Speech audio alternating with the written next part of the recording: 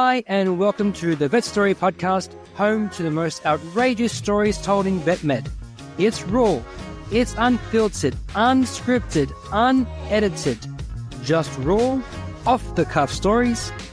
I'm your host, Reece Generelli, and if you're in the VetMed space in any capacity, and you have a story like this, I want to hear it. So get ready to have a laugh, eyes on the road if you're driving, or close the doors to your office. Sit back and enjoy the show. How do I look? You look great. You look fantastic. And we are back with another episode of the Vet Story Podcast. I'm joined with a very special guest. Dr. Peter Weinstein is an unofficial mentor to me. I looked up to him when I first got into the industry. I first saw him at Vegas, WVC 2019. I was introduced to him by a friend. He said, you got to see this guy. He's phenomenal. He's got a wealth of knowledge. So I did. And I have no idea what your talk was about there, Peter, but I remember being inspired and I was like, I need to know more and I need to learn more. And I am blessed to have Dr. Peter Weinstein on this show today. And Peter, how are you doing? I'm doing wonderful and I appreciate all the kind words. Can I just send you a check, or is the exchange rate good enough for me to send you some American dollars? What's your preference? Yeah. Look, I take PayPal, and you can send it to me anytime you like. Okay. You're too kind. I very much appreciate your kind words. And as you know, I love your accent.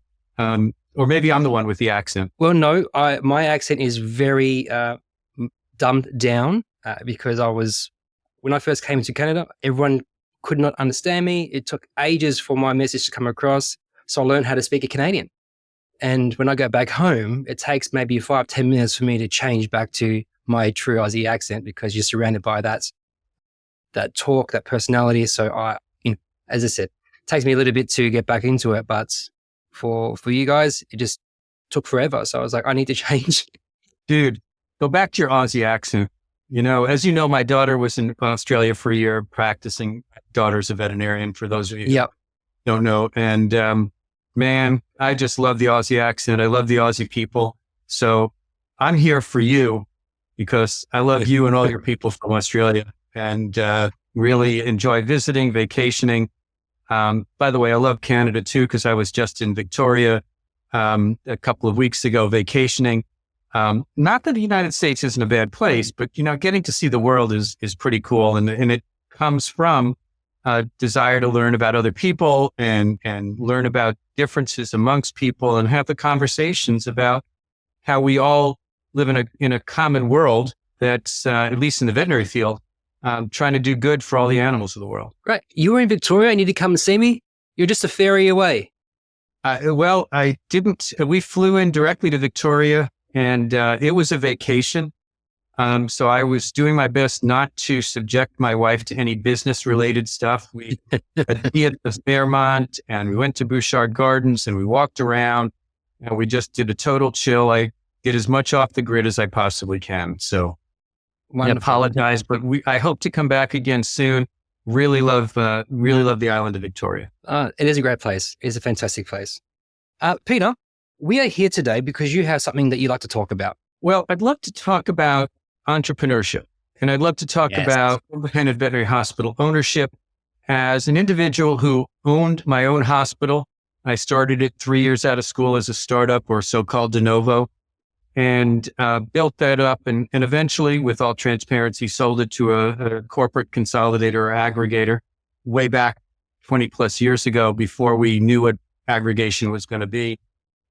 But I do think that in 2025, as we look at the future and as I look at the opportunities, there's so much opportunities in terms of different business models, different ways of giving client experience and different ways of taking care of pets and horses, cows, sheep, goats, pigs, and fish. I hope I didn't leave anything out there. You know, we can do that. And I think it's really about thinking differently. I think it's about learning from other businesses that are out there, not just veterinary medicine. I think it's not about emulating the practice I worked in or the practice that I worked in when I was growing up, or emulating James Herriot or emulating Noah. It's about building something that will meet the needs of our clients and their pets, and you as a veterinarian and your family. And I think that we have been held back by the news that's out there regarding national corporations and all of the different things that are going on. And I think it's prevented us from being the real entrepreneurs that virtually every veterinarian is when they get started. I mean, we all start out as an entrepreneur because most of us at some point in time were told to become a doctor, an RD, a real doctor, not a DVM, veterinarian, or VMD for those of you who went to Penn. So if what you say is true, that every doctor or every DVM is an entrepreneur, why do we see less and less of ownership these days? It's a great question. And I've done a recent talk on the top 10 fallacies of hospital ownership. And I think if we want to look at it, let's start with the veterinary student. Okay, so the veterinary students, many of them enter school thinking that they want to own a hospital. Many of them enter school thinking they want to become boarded in something or become in public health. And then there's a third or so that aren't sure which way to go. So I want to keep the 1/3, and then I'm using round numbers. Let's keep the 1/3 who want to be entrepreneurs motivated and stimulated to entrepreneurship. Let's let that 1/3 who wants to go and become board certified or public health. But what do we need to do to encourage this middle third who really don't know to become entrepreneurs? We have to get them not so afraid of managing people. We have to get them not so afraid of the regulatory side of things. We have to make them aware of the benefits of hospital ownership. We need to make them aware that, yes, there are lots of hospitals for sale. And we have to let them know that if you own a business and you make it successful, you will make a lot more money as an owner than you ever make working for somebody else. So if I'm working for you, I'm going to get a salary, and that's about it. But if I own the business, I'm going to get a salary. I'm going to get a management fee. I might get rent if I own the building as well. And I'm going to get ROI, return on investment. And finally, I'm building equity. I'm building something that I can sell down the road to somebody else so I can get a return on my investment. I get none of that if I work for you. Not that I don't want to work for you, but I really want something that I call my own. Isn't one of the great Canadian dreams and or American dreams to own a home? Isn't it to own a home? It's getting harder to own a home though, right? Honestly, it's harder, but banks will give you loans. They will give you a home loan, and they will be eager to give you a loan to buy a well-run practice or even to do a startup in a community from that standpoint. There is so much opportunity, and the fallacies that are out there that, corporations are buying all the good hospitals. The fallacies are that you won't have a life. All of those things are just that. You make it what you want. It's all about your dream, and then surrounding yourself with people who will help you accomplish that dream. There's a world of dream stealers out there. But if you surround yourself with positive people, consultants, accountants, attorneys, advisors, real estate people, etc., who help you accomplish that dream, you don't have to do it by yourself. This is a team Only there was an sport. organization who has all that, right? There is a gosh darn organization that has all that. And I think we call it Vet Partners. Ladies and gentlemen, www.vetpartners.org. Visit it today and join. There is an organization that has all of that. You're correct. And Vet Partners is the one. Yes. Sorry, continue. So I'm a big advocate for controlling the veterinary profession through independent hospital ownership. 75% of the companion animal hospitals in the United States are owned by private parties. Only 25% are owned by national consolidators and aggregators. That 75% has such a strong voice. If we come together as a group and say, hey, we want to be the leaders of the profession, and we are, because we're the ones who are the entrepreneurs. We are setting the direction. And we can do that. And there are some groups out there and there are plenty of resources that are out there to help young doctors or even experienced doctors become successful. Do you have any idea what the fail rate of veterinary hospitals is? If you ask the banks, what percentage of veterinary hospitals actually fail? I don't think it's actually, I think it's quite low. Very low, if I'm not mistaken. Less than 1%. It's like closer to 0.5%. It is hard to totally foul up a veterinary hospital. All you have to do is take care of your clients, take care of your staff, take care of the patients, give them a great experience, and charge fair fees for the value they provide, and you'll make enough money to pay your bills, pay your student loans. Oh, there's the other fallacy. In the United States, especially with student debt being what it is, it's right up there with the national debt. Student debt does not work against you when you go to the bank to get a loan. Student debt is good debt. Now, as long as that practice can pay you a fair and equitable salary that's above what you would be making as an associate, you can actually retire your debt sooner than you would working for somebody else. Student loan is not bad debt. The credit card debt, now that's a whole nother story. So don't be afraid of your student loan debt. What you want to do is have good credit and find a great practice and find a good bank to work with and surround yourself with success people who will help you accomplish your dream. And that means you have to start with one thing in mind, and that's a dream. And a dream needs to be written down so you can actually use it as a target and a goal so that you have something to attain, something to aspire to. Exactly. I've got some questions for you. How much is entrepreneurship responsibility worth?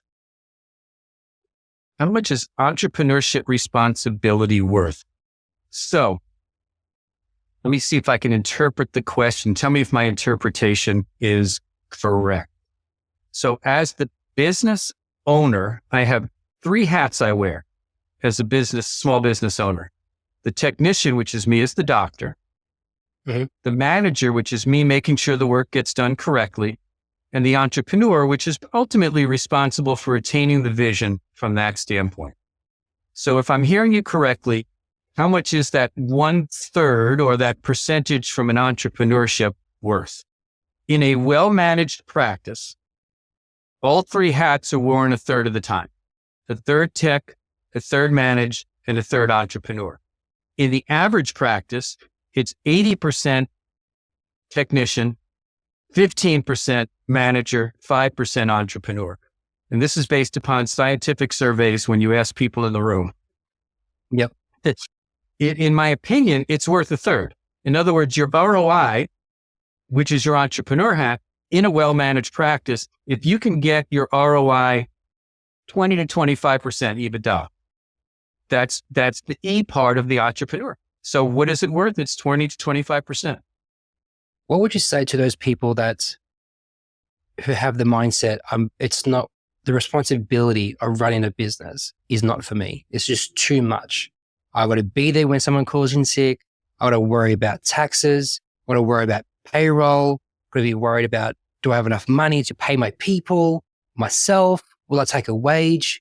Will I be profitable? What do you say about those concerns that people generally have? If you just want to be a doctor, marry somebody like you to handle the other parts of things. For those who don't know, my wife is the smart one. She's the doctor. No, if I were to envision some things going forward to your listeners, think about a hospital owned by 3 doctors, each owning 20%, a technician owning 20%, and a manager owning 20%. The doctor's jobs is to set the standards of care, see the clients. The technician's job is to oversee the animal care and the technical role. And the manager's job is to make sure that all of those things that you talked about that the doctors don't want to do, get done. Everybody's got some skin in the game. The governance is still mostly driven by the doctors. But if the doctors don't want to be doing the hiring, firing, and inventory, etc., then you hire a manager, a skilled manager, preferably a CVPM, also known as a board certified practice manager, certified veterinary practice manager. Go to www.vhma.org. That is www.vhma.org to learn about the Certified Veterinary Practice Management Program. Anyhow, that was a paid political announcement. But surround yourself with people to do that work. It doesn't have to be you as the doctor. Now, I enjoyed that stuff, but others don't. Find a good manager. Give them some skin in the game. Keep your finger on the pulse of things. And with 3 doctors, you could have a 1.5 full-time equivalent doctors schedule so everybody can have some life balance and some work schedules and everything else. So I'm just suggesting that's a way to think differently, is find a good manager and give them some equity. Startup versus existing practices. What are your thoughts?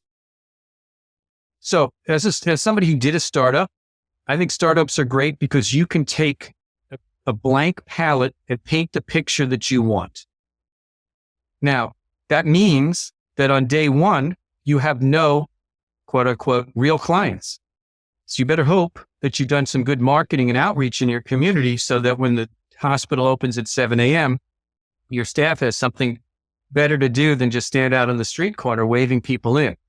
So a startup is a little scary because of the clientele coming in, but with good marketing, social media, website, outreach in your community, and with the current demand of veterinarians still being pretty high, it's a little bit less scary. It took me around 2.5 to 3 years to finally be making a good living doing a startup 30 years ago.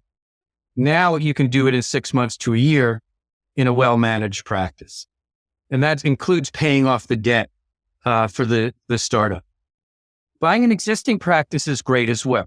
You're buying cash flow, but you're also buying the other veterinarian's team who may or may not like you.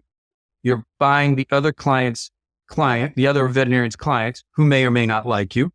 You may be buying into a facility that is old and gray and run down and looks like the 1960s. So it may take some work to ramp up to what you want it to look like over time, but you'll have some cash flow right at the beginning. If you buy a really well-managed practice with good cash flow, and it's got the standards of care that you want and the clientele that you want, you will be profitable very quickly, and you will be able to add your flavor to it and ultimately make the practice even more profitable by just fine-tuning some of the things and sanding down some of the rough edges. So it really depends on whether you're a fixer or a builder. I was a builder back then. Now it would probably be fun after many years of experience to be a fixer, because I used to do that as a consultant, and that's what you do right now is you're a fixer. But I do think it depends on your personality, and it depends on what you want. Do you want to get in quickly and get ready to go, and that's buying an existing hospital? Or do you have the patience to do a startup and be a little bit nervous for the first 6 months or so? Would you say that you would be more cost conscious with a startup? And I mean more specifically, would you alter or reduce the price of services because you're a startup to get people through the doors? Great question. So in 1989, when I opened my hospital, in the United States, we can't do fee surveys.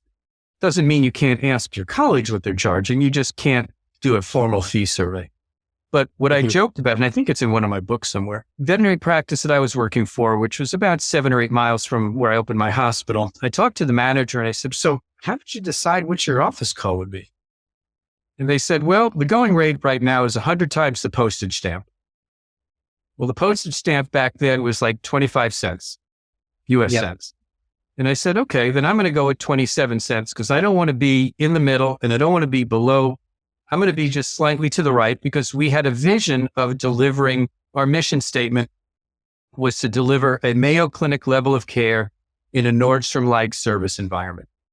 And so I couldn't do it on a shoestring. We wanted to do it at a higher level. I would probably look at what it is that you have as your vision. Now, if your vision is to see a lot of people at an affordable price, that's fine. If your vision is to basically give every client a truly unique experience, then you're going to have to do it at a higher price. You can get to $1,000 a number of different ways. You can get it by seeing 10 clients at $100 or 1,000 clients at $1. Both of them get you to $1,000. It's up to you how you want to deliver that experience for the clients. So my approach was more towards the higher side of things, not to try to compete on price, but to compete on value. So with a new startup, your vision would have to be, I guess, built or planned effectively, but would a bank give you enough for that vision, or will they give you a cap versus buying an existing which already has supposedly good cash flow or great numbers? Like what would the bank generally give you? Yeah.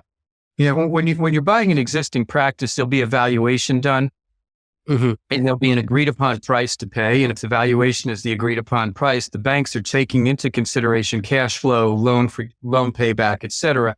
So it's much easier to determine the price point and expectations for an existing hospital. That's why we have people out there who do practice valuations, and we have bankers out there who help negotiate that. On a startup, it's really going to be about telling your story through a business plan and showing the pro forma financials of what you anticipate day one, the first month, the first 6 months, the first year, and how you plan to get there. So your podcast is called Vet Story, right? Yep. So let's just say a business plan is the vet story of that practice as determined by that vet and his advisors and consultants as to what it's going to look like and how they're going to go from a hole in the ground or a shell in a shopping center to a thriving business. And that takes a little bit of drugs and alcohol and a little bit of time. Yes, it does.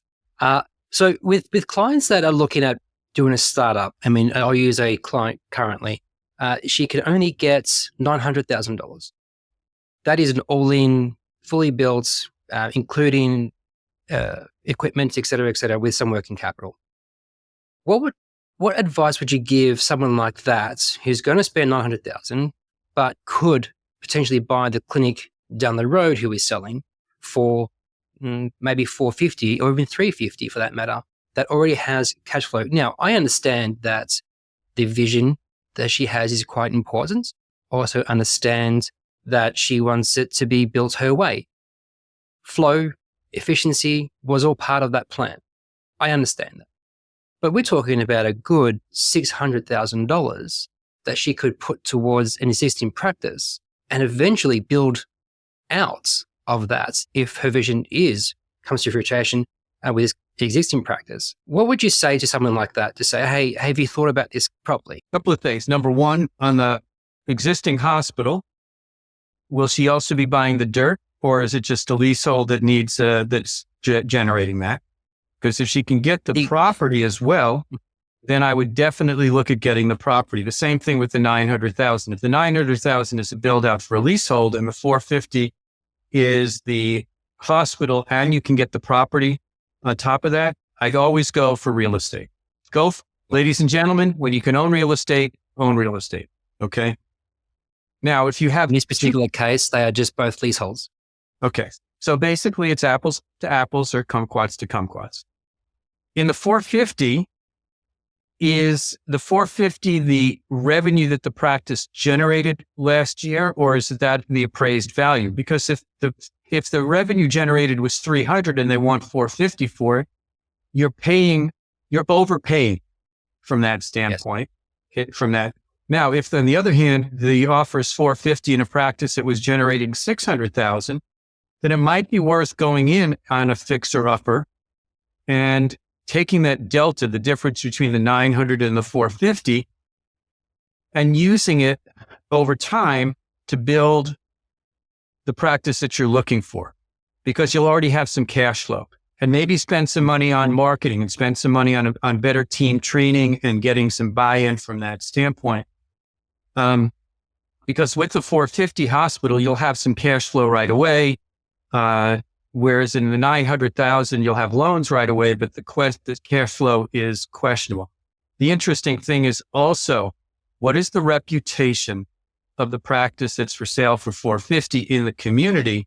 And how much of a new paint job is it going to take to undo the practice's quote unquote legacy in the community? One other thought is, if they open up a new hospital 2 miles away, and this hospital is trying to sell and eventually can't, they're going to get those clients anyhow. So yes, it's really about builder versus fixer-upper. Exactly. Right. And by the way, for 900,000, what you have to do in a startup in part of your business plan is, do you need to use all 900,000 to build out? Do you need to put all the cages in? Do you need to have the top-end ultrasound? Can you negotiate a much better lab contract? So it's really about playing the game when you're building a 900,000, using the 900,000 to ensure that rainy day fund is there, and make sure you spend good amount of money on marketing and image and brand building, and a little bit less on the bright, shiny objects, because veterinarians love to surround themselves with bright, shiny objects, right? Yes, I know.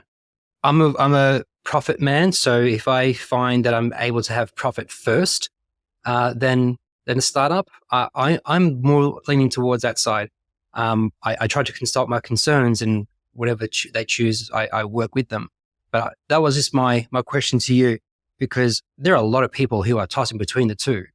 And do we need more veterinary hospitals, or do we just need to take over the ones that are phasing out?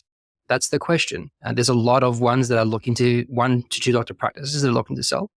I do believe that they're some of them, I should say, they're in a great location, great space, but just can't sell. And I think we look at, I want to do things my way, a little bit too literal, and forget that you can still do that in an existing practice with the right practice, of course. What I want to see in the future is, I want to turn back the clock to the 80s, 70s, 80s, maybe early 90s. When I hired doctors, you hired doctors. Well, you weren't born then. But I was 10, but I was. No, but when we used to hire doctors with the thought that the associate would be the exit strategy. Yeah. And we don't do that any longer. We don't invest in our young associates with the thought and encouragement that they could be our exit strategy. The best feeling is to have somebody come in, work for you, and start to build some clientele and build some relationship and start to get them some equity. So down the road, either you work with them to do a startup for them, or you build enough that they want to buy into the hospital down the road. We don't do the associate sales nearly as much as we used to. And I think we need to do that. And I think there's a lot of owners, quote unquote, current owners, who don't think that there are associates who want to buy hospitals and want to own hospitals. I will tell you that I teach business and finance at the veterinary school at Western University in Pomona, California, not in Canada, the other, Western University. And about a third of the students enter the third year interested in owning a hospital. And they're afraid to tell the doctors who they're going to work for that they want to own a hospital. I would love to know that you want to work and own a hospital, because that means you're going to have a business mindset, and you're going to want to learn about how we make money and how we treat people and how we have that mindset from that standpoint. So I really do think I want to turn the clock back and start to help get into associate ownership. So some of these hospital owners that are my age and older need to find an associate, and they need to find an associate that will be their exit strategy. But you know as well as I do that the average veterinary hospital is one doctor, because doctors don't play well in the same sandbox. Yeah. How do we bring doctors together in a collaborative fashion so that we provide an exit strategy for the older doctor and an entrepreneurship opportunity for the younger doctor? So these are the sorts of dreams that I have as we look towards the future of independent hospital ownership, plus all sorts of different business models. I mentioned the 5 owners, 20%, 20%, 20% doctors, and 20% managed, 20% tech. But, what about these membership model practices and concierge practices and all sorts of different ways of delivering client experiences? We could have well care only practices. It doesn't have to be that we're the jack of all trades for everybody. Pick the niche that you want. A friend of mine owned an English bulldog only hospital. Then it expanded to French bulldogs, and then it's to flat-faced cats. And by the time he sold his hospital, he was making bank only on animals that had no nose. So what if you owned we have cat only hospitals. Why don't we have small dog only hospitals? Why don't we look at things differently? In human healthcare, you can find a surgeon who only does hands. In veterinary medicine, we do everything. Now, there's nothing wrong with doing everything, but what it does is it creates huge overhead because you have to have an X-ray unit. You have to have lab equipment. You have to have a surgery suite, and then you have to have cages to meet all of those needs. So anyhow, that's just me suggesting that we think differently in how we build out our practices going forward. And it goes back to dream and vision. But you want to have quote unquote work-life balance. Own a hospital that's open 4 days a week. Maybe it's open 4 12-hour days. Maybe it's open Fridays, Saturday, Sunday, Monday for well care because you like to have weekdays off. We don't have to do things we've always done. Just because, to quote Marshall Goldsmith, what got us here won't get us there. Yep. I want to go back a few things that you said. We have my notes here. You said that most doctors don't think about associate ownership when they hire. Do you think that they don't ask that question during the interview? Or for me, I ask this question during every associate interview. Are you interested in ownership? I think I'd go to a preference to the ones that say yes, because I'd love for that to happen for myself. But for the ones that think I just need a DVM, do you think that they ask that question during an interview? Are you interested in ownership? Do you think it comes across? And if it does, when does it come across? Is it during ownership, or is it after 3 or 4 years that they go, what does that look like for you? Would you be interested in ownership? And what if they say no? Then they've wasted 3 or 4 years. It's a great question. I think it's all over the place. I think if I'm a 40-ish veterinarian hiring an associate, it's because I need a weekend off. And I haven't thought about exit strategy because I'm only 40. Only 40. If I'm 60 and I haven't been able to find an associate for a couple of years, I'm looking at it differently. I'm looking at it, can I find somebody who in 5 years is comfortable in owning the hospital, and I want to make them successful so that they can buy the hospital. I think what's interesting now, with the supply of veterinarians being somewhat controlled and the demand still being somewhat high, is that many veterinary owners like yourself are really, you're looking for a warm body. You're looking for a pulse and somebody who can fog a mirror. If you can get one of the two, you'll hire. And so you're not always asking with a big picture in mind. You want to know if they can see 14 transactions a day and do a spay in less than an hour. Since, and you and I both talk about this, if the owner who's hiring doesn't have a vision or a direction, then they're not thinking big picture questions. They're thinking short-term solution.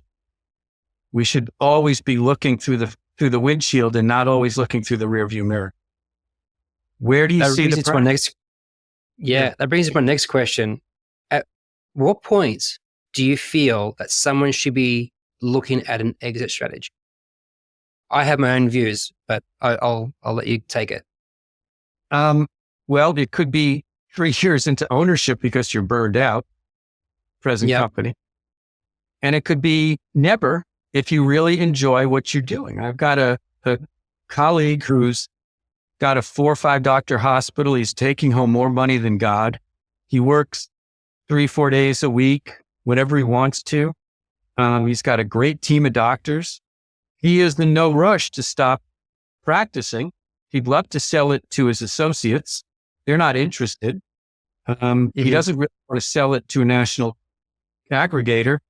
So he's just going to keep having fun. As long as you're having fun, what's the rush? But I think it's important to have a plan because life's too short. And at some point in time, you really want to take and appreciate life. Now, this guy takes 12 weeks off during the year, so it's not too bad. But there are others who the job owns them and they don't own a business. It's when you start to convert from owning a job to owning a business where the business isn't dependent upon you that life becomes much more fun. And the first speaking my language now, Peter. Like you're just speaking to me. Yeah. Well, you read my book. But no, as soon as you start to own a business and not just a job, and you don't have to be there, holding everybody's hand, and you can go off the grid and the practice can live without you, then maybe you're not in a rush to sell. But I think if you're a true entrepreneur, let me take a step back. Veterinarians do not retire well. Veterinarians do not retire well. So if you sell your practice too soon, you're going to get bitten by the entrepreneur bug again, and you'll start another hunt. That's not a bad thing. It just means you're starting a new path. Yes, it's not a bad thing. And basically what you're going to do is take a very large check, probably from a corporation, take that money and open up another hospital that is independent and do what you did previously to that. I think we call that insanity. Entrepreneurship. But when is the right time? When you're ready. And everybody is different. I was ready at 40 something because I had bigger fish to fry. But I've got friends who are 60, 70, 80 still in practice because they enjoy it. So my view, maybe you can sway me more on this if you like, but my view is the moment you open your doors, because you don't know what your longevity is going to be. I believe in doing a 5 or 10 year strategy. What does it look like in 5 years? What does it look like in 10, 15? If these are milestones. So if you're not ready at 5 years, you look at 10. If you're not ready at 10, you can still look at 15, but the strategy is still there. These are still goals. These are still visionary goals that you want to have. And if you want to transition out, you have a plan. I also believe that you should have an evaluation every 2 or 3 years just to ensure that you're on track. What does it cost you? $3,000, $5,000 to do an evaluation? You are going to get that back return on investment 10 times if you stick to the plan. But if you can't fix what you can't measure, what would you say to my vision, to my opinion of when's the best time to have an exit strategy? Well, the minute you open the doors, the minute you start to work on your exit strategy. Day one, you have 2 clients. The one who pays the bills today and the one who'll buy the practice whenever that case may be. Everything you do today is setting yourself up for your long-term success in the future. Whether that's 3, 5, 10, 20, 30 years down the road, you should always be working today for client number 2, whenever that may come. So in answer to your question, I agree with you. And I would agree that an appraisal should be done not for the purpose of sale, but just to see where your practice is from a profitability standpoint.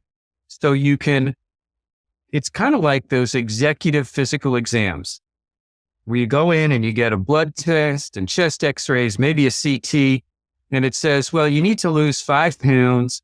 You need to get your cholesterol down. And by the way, keep an eye on your blood sugar. And so you make some changes. Well, your practice should have an executive physical exam every 3 to 5 years to see where your profitability is and where changes can come to increase the value of your practice to you as the owner, which means you're increasing the value of your practice to client number 2, which is your ultimate buyer. Yep. No, I agree with that. Now, we said something before about niches. I call it niche, you call it niche. It's tomato, tomato. For me, process. Does it? Sorry, what was that? Process. Yes, that's correct. What does it mean when you say I had you gave me the example of I had a friend who does, flat faces. What about the ones that don't do surgery? They refuse. Like, doctors are coming out today that do not have a dental bone in their body, refuse to do dentals, aren't comfortable with surgery. Is there a space for them? Because hear me out for a second. More often than not, new grads come out and say, I've done a little bit of spay, a little bit of neuter, but I haven't done no dental. Do you like these things? Do you prefer not to do them? Well, I'm a vet, so I guess I have to do them. That mentality to me is a little bit strange. What can you tell me about that mindset? And is there a space for them?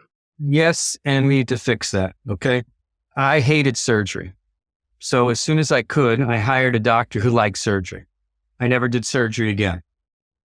I spent more time in the exam room where I could make more money than I could ever make doing surgery. He enjoyed surgery on outpatient, so we gave him the opportunities for both.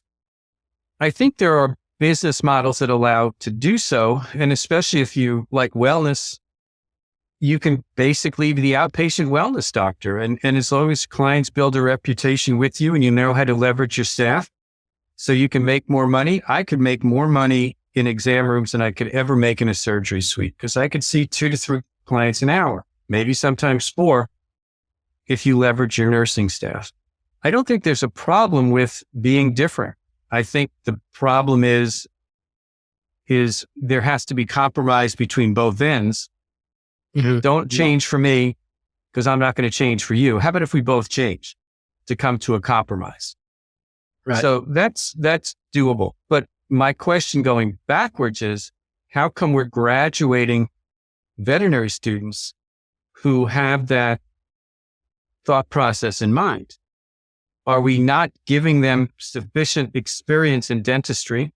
Are we not giving them sufficient experience in surgery and encouraging them to be interested in it? Because if we're not, are we then failing the profession from an education standpoint in terms of providing a pool of veterinarians that will meet the needs of the average clinical practice going forward? So there's a bigger question there. Is it the person? Is it the process? Is it both? And maybe we need to start to look at more broad-based people with different backgrounds to enter into the field and give them and make sure that they have got a full understanding of what it takes to be a veterinarian in 2025, 26, 27. And can they be successful if they don't do surgery? I think they can. But can they be more successful if they have a broader base background in their education so that they come out and at least consider surgery and or dentistry an important part of the delivery of veterinary care? Okay. And my last question here is, we looked at the idea of the sale of a practice to an associate.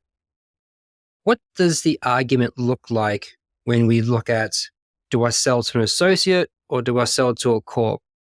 And what is the generational check that is going to come from that? Because I hear a lot of stories that I was meant to buy this practice, but my owner sold to corporate underneath me. I was very disappointed. So when we look at the corporate sale versus the legacy sale, obviously we're seeing a change, a shift, because we look at our grandkids, we look at our kids and say, well, I can get an extra $1 or $2 million in my practice that can set them up for a better life. Any thoughts on that? Currently, with the corporate sales multipliers having kind of normalized, there is a easier path from a legacy sales standpoint. Now, it may require the business owner to take a payout over a longer period of time. It may mean that the business owner is going to be a second on the mortgage because the bank will float some and the business owner will float some. And it may be a question of there are some tax benefits to a buyout over time. Capital gains is spread out over time. And it also really is, what do you want to have? How do you want your practice to be remembered? Mm-hmm. So I sold my practice to a corporation, and for the first 3, 4, 5, 6 years after I left, it still had a reputation of what I had built it, the image that I had built it upon. They had a difficulty finding veterinarians. So because California was tough at that point in time. So they eventually sold it to a private party.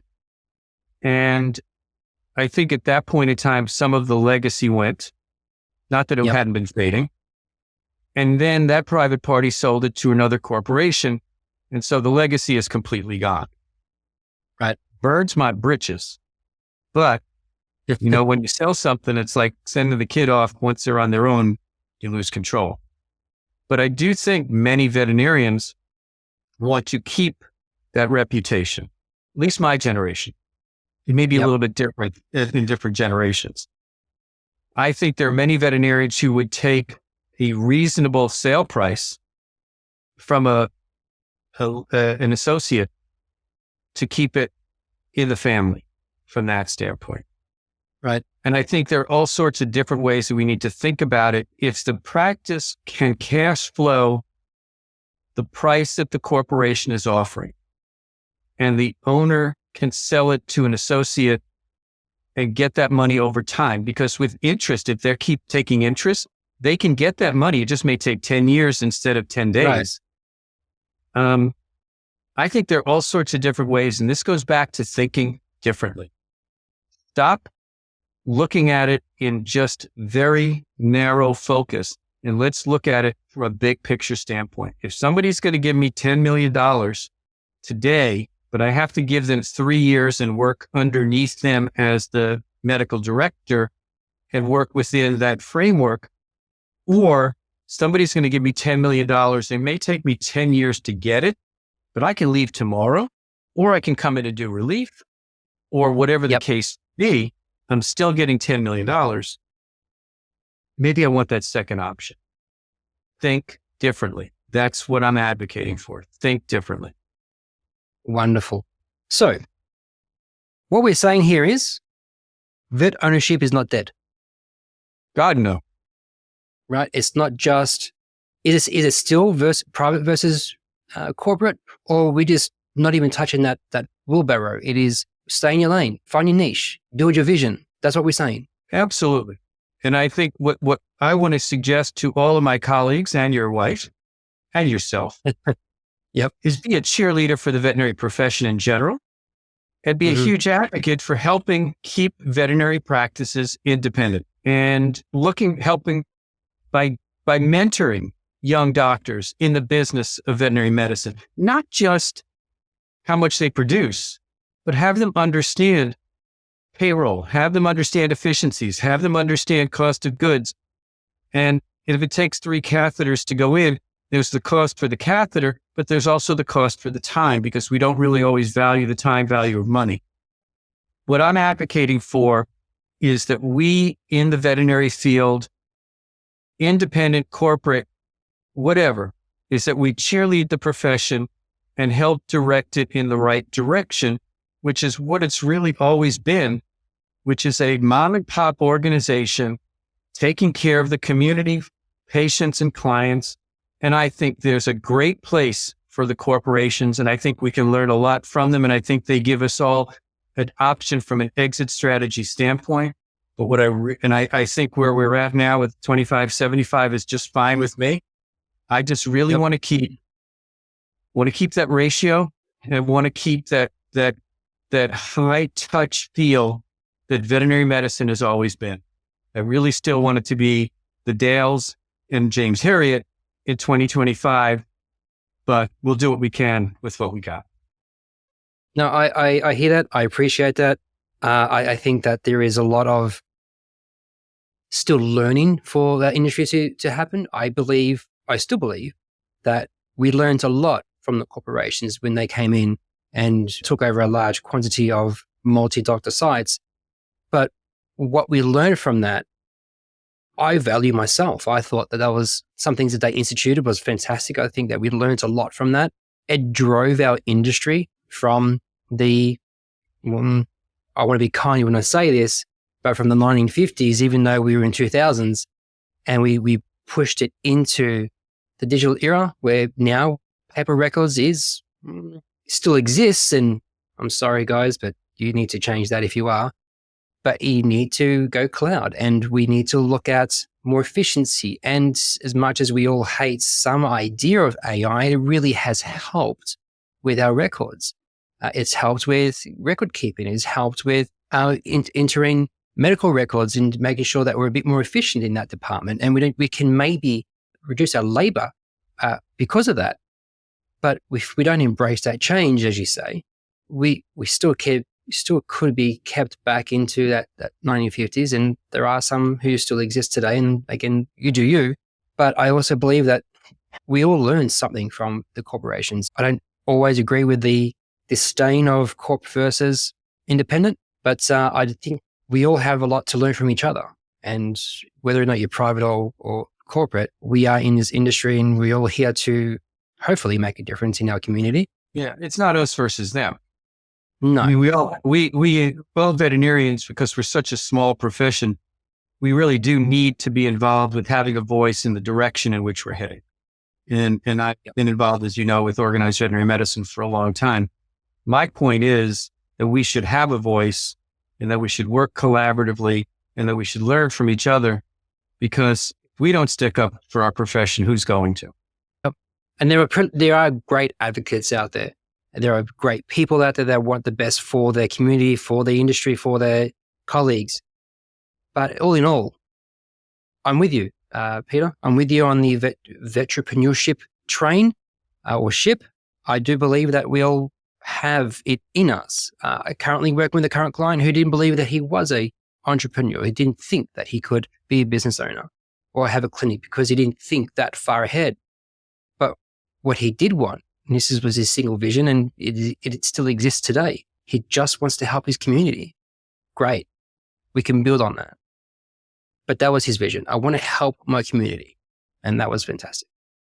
So there is a space for those thinkers as well. Two thumbs up. Now, Peter, you have an online course, if I'm not mistaken, for this kind of stuff. Yeah, for those of you who are interested in being an entrepreneur, an independent hospital owner, those of you who are currently independent hospital owners and find yourself under the desk, rocking back and forth and having small seizures, go to www.veterinaryownershipadvocates.com. That is www.com. What we've done is we've created a 47 module education program that takes you everything from working with architects and contractors and space finders and marketing and profit and loss statements and business plans and 30-minute bite-sized pieces. They're all CE approved, and you can watch it at your own pace. It's self-paced from that standpoint. And then every month we also have a telephone call. We call it a mastermind call, where essentially all the members of the community get together and we talk about what they're doing, how they're doing, where they need help, what resources. And we've been helping a young doctor who's doing a startup negotiate his lab contracts right now, which is a whole other call, which we all do right now. But so if you're looking for some help to get over the fear factor of entrepreneurship, www.veterinaryownershipadvocates.com. Thank you for the opportunity to plug that a little bit. No, absolutely. We'll put that in the show notes as well. just to make sure that everyone can have a resource to click on. But Peter, mate, I thank you so much for coming on today. I really do appreciate it. As I keep saying, that you were part of my upbringing in this industry. I was a sponge for yourself, as well as many others in our industry who I looked up to. But, I'm just glad that you're here sharing your knowledge with everybody, as you normally do. I will see you next week though, right? Be in Vegas, and thank you for the opportunity to join you and to share my passion and hopefully motivate a few people to take control of their own destinies and live their vision. So thank you. No, you're welcome. Thanks very much, Peter. Appreciate it. And thanks for joining us today. That's all we have time for. Don't forget to like and subscribe. If you have a story that you would love to share and want to come on the show, drop me an email, reese@ivmsolutions.org. This podcast was brought to you by IVMS, Innovative Veterinary Management Solutions. If you are tired of being a business operator and want to be a business owner, then give me a call. If you've heard of systems like Traction, EOS, Lean, 4DX, and other similar systems, they're all great systems, but none are vet specific. I have taken the best of every system, rebuilt them using our industry KPI standards and your practice core metrics, because every practice is different. I will bring your vision to life. Get your team bought in and aligned to your long-term goals. I will systemize your practice so you can have more time doing what you love to do. Stop having people rely on you. Practice ownership should not be this hard. Let's move from being a business operator and move into the business owner category. If this interests you, go to my website, www.ivmsolutions.org. Until next time, take care.